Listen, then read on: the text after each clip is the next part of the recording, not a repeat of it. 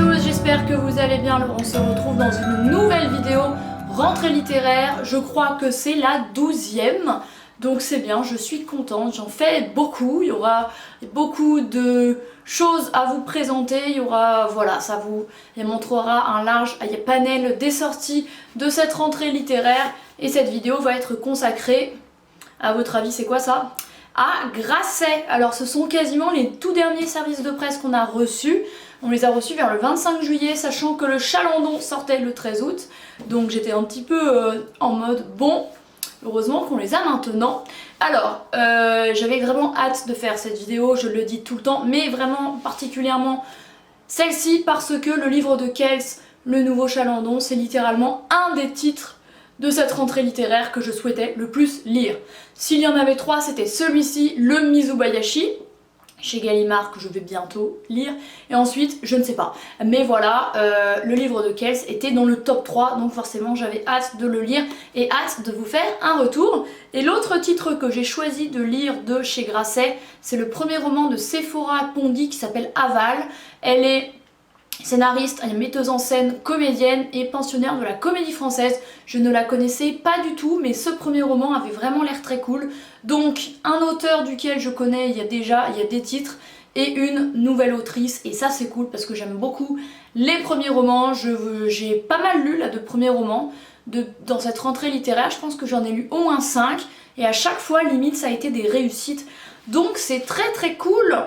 Donc, évidemment, Grasset en ont publié plus que 2, hein, c'est une grosse maison, mais de mon côté, j'ai souhaité en lire que 2, parce que tout simplement, il y a plein d'éditeurs et beaucoup trop de titres pour me concentrer sur un seul éditeur en particulier. Je n'ai pas assez le temps pour en lire autant que je voudrais, mais voilà. Donc on va commencer justement par le livre de Kels de Chalandon, parce que c'est le premier que j'ai lu. Alors, il est quand même un petit peu épais, il fait 365 pages, du moins les épreuves non corrigées que j'ai, à voir la version finale, où il y aura forcément des changements. Mais dans ce livre-ci, Chalandon, donc, qui était journaliste chez Libération, qui a écrit 11 autres romans, donc ça c'est son 12e, explique en fait dans une interview que c'est en grande partie autobiographique, et que le personnage de Kels, c'est un petit peu lui, donc c'est quand même assez émouvant et prenant de savoir ça, parce que vous allez le voir, c'est une histoire quand même assez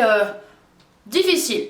Donc le récit se passe dans les années 70, Kels, c'est un surnom.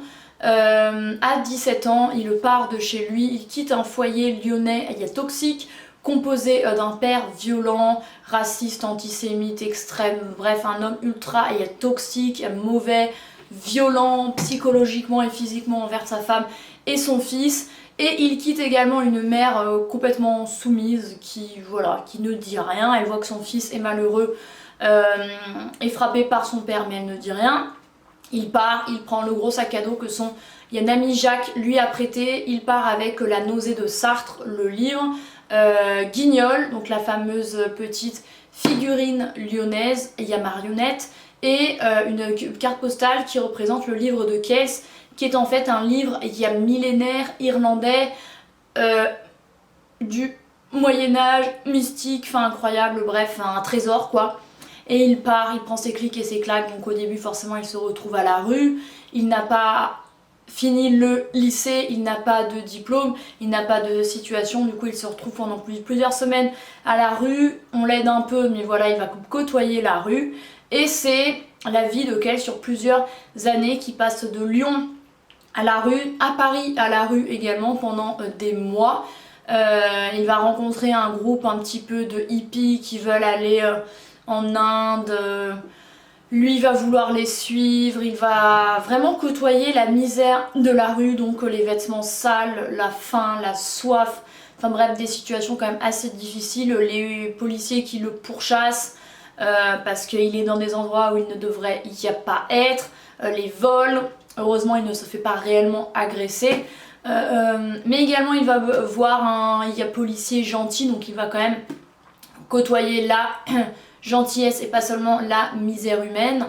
Voilà, c'est un jeune qui veut s'émanciper du mal dans lequel il a grandi. Il y a de cette enfance difficile dans laquelle il a grandi, il veut voir autre chose, mais forcément les débuts sont compliqués, donc il reste à la rue au moins 1 an, ou longtemps du moins. À un moment il va dormir un soir dans un immeuble, il va même y avoir une vieille dame qui va l'aider, mais voilà, il va faire quelques petits travaux. Jusqu'à ce qu'il rencontre en fait un groupe d'extrême gauche qui vendent un journal qui s'appelle La Cause, qui est interdit parce que c'est une branche trop à gauche. Et ces hommes, donc composés de Aya Norman qui est professeur, Eric, Ian, Yves, Marc, ces hommes-ci vont l'aider, ils vont l'héberger eux-mêmes.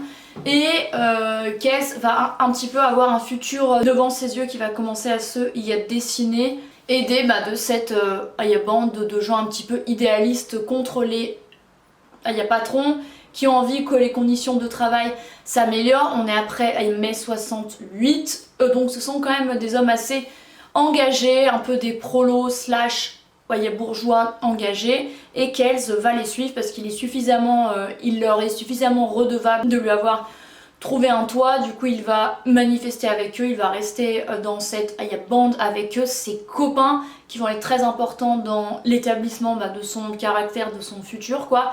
Il va avoir un travail et il va entendre un peu ceci, cela concernant les problèmes sociaux qu'il y a en France. Et c'est Kels qui grandit, voilà. Il fait partie de cette NRP, une branche donc l'extrême gauche avec les maoïstes. Donc en fait ils s'inspirent de Mao en Chine. Ils ont à chaque fois le petit livre rouge mais qu'ils ne lisent pas. Bref, c'est un petit peu un prétexte pour créer un parti contre les patrons et pour les travailleurs.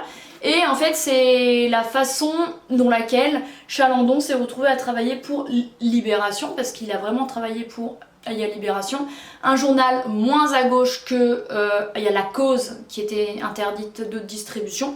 Et c'est de cette façon-ci aussi que Kels se retrouve à travailler pour Libération. Donc voilà, c'est assez autobiographique. Je ne sais pas jusqu'à quel point ce roman est autobiographique, mais c'est quand même assez fort parce que c'est la misère humaine, sociale, il y a l'espoir aussi, la camaraderie, il y a l'amitié, le travail, enfin bref, c'est un roman très riche qui parle de plein de choses. Forcément c'est très émouvant, mais c'est beau à la fois. Il y a quand même il y a l'espoir malgré cette situation difficile dans laquelle il se retrouve, parce que la rue peut vous tuer.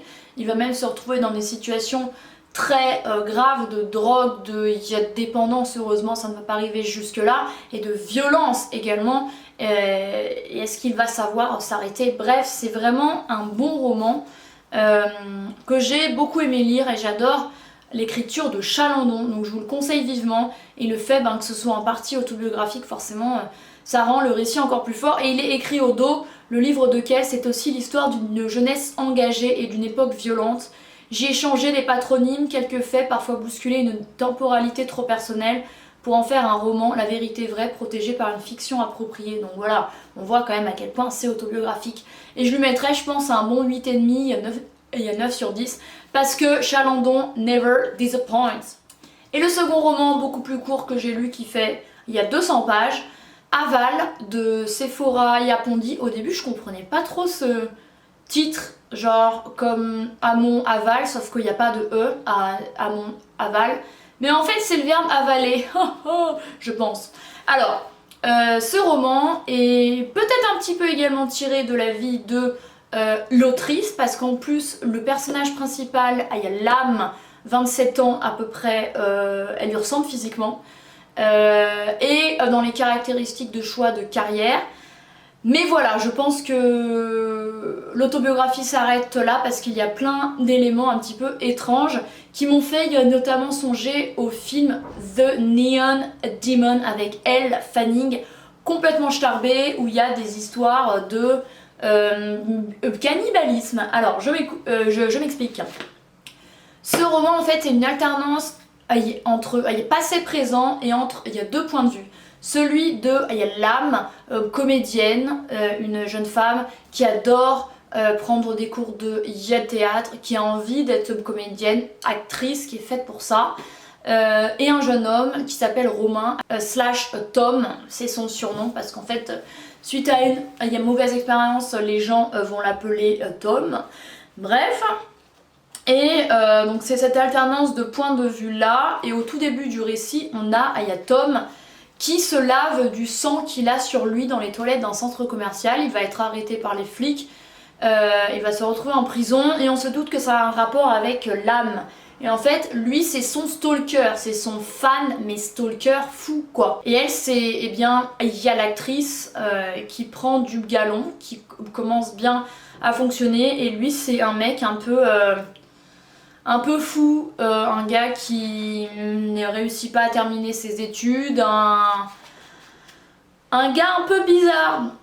Il y a donc il y a le moment présent, il y a 2018 durant la Coupe du Monde, il y a l'âme est en pleine ascension, elle va promener son chien, il va se passer un truc, et Tom, un égaré, il y a nérotomane aux prises avec, il y a d'étranges, il y a désir de dévoration, et ben ces deux-là vont se rencontrer, et il y a deux destins qui n'avaient rien à voir l'un avec l'autre, mais qui vont se rencontrer. On va apprendre comment l'âme a vécu, son amitié avec une certaine Genia, de laquelle elle était très proche, comment elle a pris des cours de théâtre ensuite avec une metteuse en scène très connue qui s'appelle Inès, comment elle a pu avoir son premier rôle et comment ce fameux Tom s'est retrouvé proche d'elle physiquement, et ce qu'il se passe à la fin qui est assez tragique.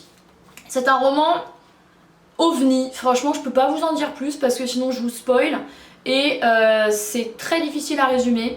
Et il y a écrit au dos avec aval, Sephora Pondy entre en littérature comme elle entre sur scène, flamboyante.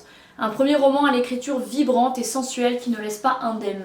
Oui aussi, il y a l'âme, elle est en tournage de film, enfin elle doit tourner un film, sauf qu'elle a des grosses crises, il y a d'eczéma qu'elle essaye de calmer avec, il y a différentes sortes de médecine, et ça ne fonctionne pas trop. Voilà, donc c'est les problèmes de cette jeune femme-ci, son quotidien, le fait qu'elle essaye de ne pas se faire reconnaître dans la rue, et ce Tom, cet égaré, cet ermite, ce mec bizarre.